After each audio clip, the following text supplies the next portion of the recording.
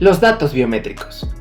Hoy en día es bastante común escuchar en medios de comunicación y también en redes sociales acerca de los datos biométricos. Y quizás un poco más sonado es el caso de WorldCoin, un proyecto de criptomoneda creado por Sam Altman. Su oferta principal es World ID, que la compañía describe como una especie de pasaporte digital. Esto para demostrar que se es titular o que se es simplemente un ser humano real, y así ser diferenciado de chatbots o inteligencias artificiales en línea. Para obtener una identificación mundial, el cliente se registra para realizar un escaneo de iris en persona utilizando el orbe de World Network, el cual si lo describiéramos sería simplemente como una bola plateada aproximadamente del tamaño de una bola de boliche. Una vez que el escaneo de iris verifica que la persona es real, se crea una identificación mundial, y como incentivo, quienes se registran en ciertos países reciben un token de criptomoneda llamado WLT. Pero antes de pasar a todo esto recordemos, ¿qué son los biométricos? Esta información personal corresponde a características físicas que se usan para validar una identidad o una identificación. Esta idea ya existía desde el siglo XIV en la antigua China. Un explorador llamado Joao de Barros contaba que comerciantes chinos estampaban las palmas de las manos con tinta en papeles.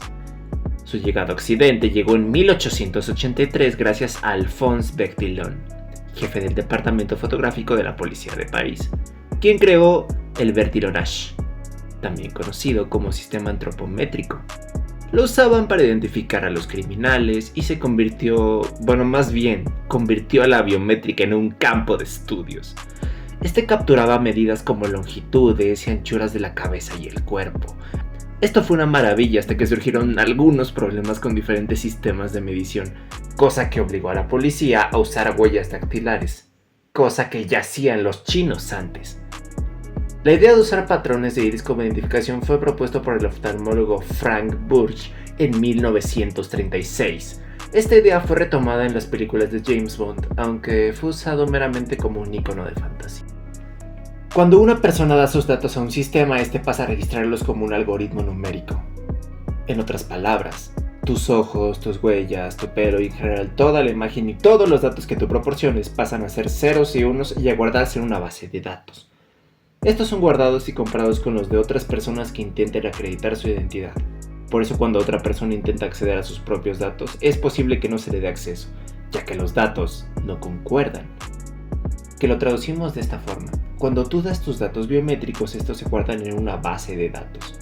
La próxima vez que tú te acerques, los datos tienen que coincidir por completo, pero si otra persona haciéndose pasar por tu identidad lo intenta, tiene que haber un error.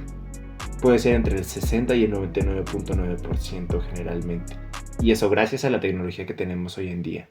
Así es como funcionan los datos biométricos. Ahora, platicando un poquito más de su profesionalización.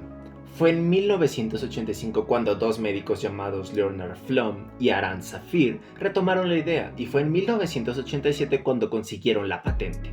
La base de los productos de reconocimiento de iris también se la debemos a este par, ya que ambos se apoyaron de John Dogman, quien lo patentó en 1994 y que actualmente son propiedad de Iridian Technologies. La Agencia Nuclear de Defensa empezó a trabajar con iris scanning en 1993 y desarrolló un prototipo. Y a todo esto, ¿cómo funciona? Cuando una persona da sus datos a un sistema, este pasa a registrarlos como un algoritmo numérico. Tu cara, tu pelo, tus ojos, todo pasa a ser ceros y unos, ceros y unos. Estos datos son guardados y comparados con las de otras personas que intenten acceder y acreditar tu identidad. Por eso es que cuando esto sucede, tus datos son comparados con los de la otra persona. En la mayoría de los casos esto no tiene que coincidir, ya que esto es gracias a un correcto funcionamiento.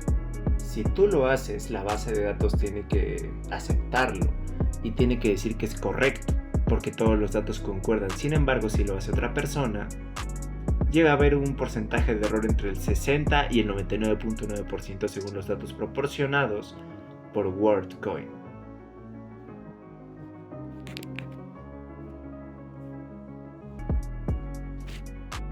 Y es tras todo eso que viene la reflexión final, y yo simplemente me pregunto, ¿qué tan correcto es que esto se haga?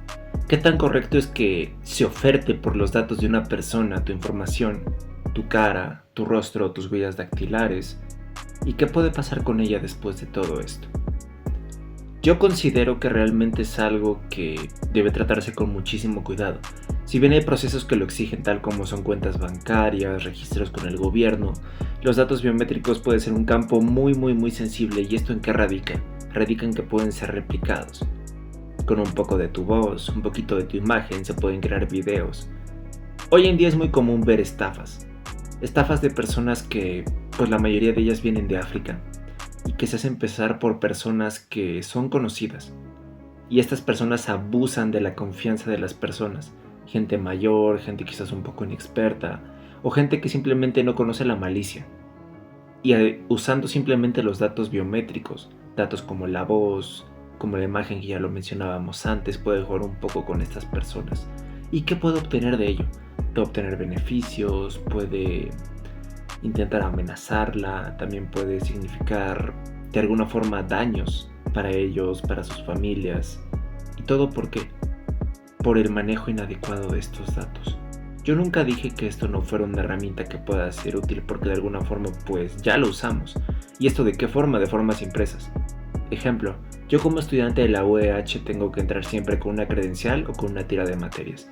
De alguna forma también son datos biométricos.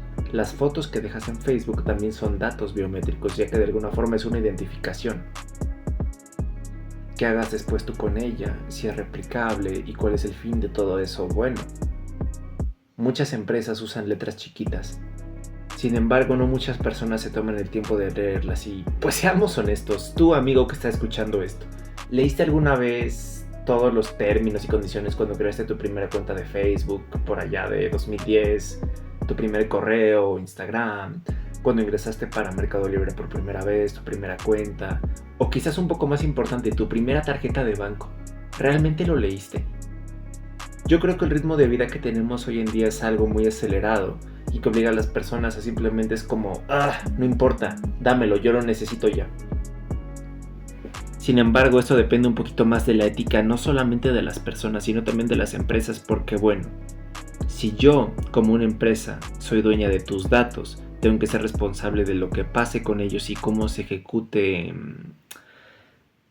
pues sí, justamente su uso de estos, ya que puedo dañar no solamente mis intereses o tus intereses como persona, puedo dañar tu economía, tu reputación, tu integridad.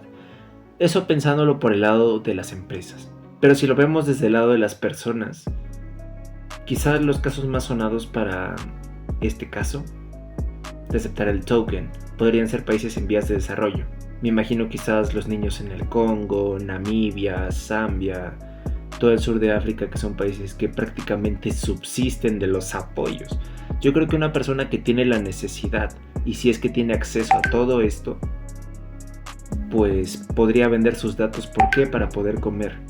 Cosa que a lo mejor no es muy común en América Latina, ya que de alguna forma se supone que a pesar de que somos también tercer mundo, tenemos un poco más de desarrollo.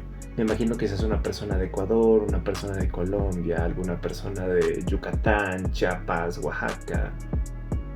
Que ojo, no exime a las personas del resto del mundo, como puede ser Europa, como puede ser Canadá, como puede ser Estados Unidos, ya que necesidad hay en todos lados. Eso no los exime. Sin embargo, pues yo creo que es importante el mencionar que muchas veces la situación económica y educativa de las personas puede afectar a esto. Y pues simplemente debo decir que si hay alguna persona que ha llegado hasta esos niveles, pues es por su necesidad, o quizás simplemente porque no se ha dado el tiempo de investigar un poquito de qué repercusiones puede tener. No me gustaría llamarlo ignorancia, ya que ignorancia quizás es una palabra un poquito fuerte para todo esto, pero yo creo que a fin de cuentas es una huella que se va a quedar en el mundo mucho después de nosotros. Y que si nos ponemos a pensar un poquito quizás en las protestas que hubo en Hollywood por parte de los actores, pues ya es posible crear películas con las voces y con las imágenes de los actores. No recuerdo exactamente quiénes, creo que quizás fue el caso de Johnny Depp, no estoy muy seguro, pero él ya había protestado porque no quería que usaran su imagen después de su muerte. Y como él, muchos actores. A lo que vamos, es una huella de ti que se queda en el planeta y que puede ser usada con o sin tu consentimiento. Que bueno, una empresa se puede amparar y decir legalmente, oye, yo tengo mis términos y condiciones, tú firmaste, tú aceptaste, me cediste tus derechos de alguna forma. Y es ahí donde queda en la persona. Si es por necesidad, es entendible, mas no justificable, ya que si bien tu entorno, las personas, tu educación afectan un poquito en tu poder adquisitivo y por ende en tu desarrollo personal, pues creo que también hay otras formas que simplemente el dinero fácil, apelando un poquito a la mente de cada persona. Simplemente quisiera decir eso. Quisiera decir que recae mucho en la conciencia de las personas y que pues depende de ellos qué tanto son capaces de cuidar su imagen. Iba a decir de ceder un poquito, pero es que realmente no se cede, es cuidar tu imagen. Cuidar tu imagen. Tu integridad, la de tu familia. Esos son los datos biométricos.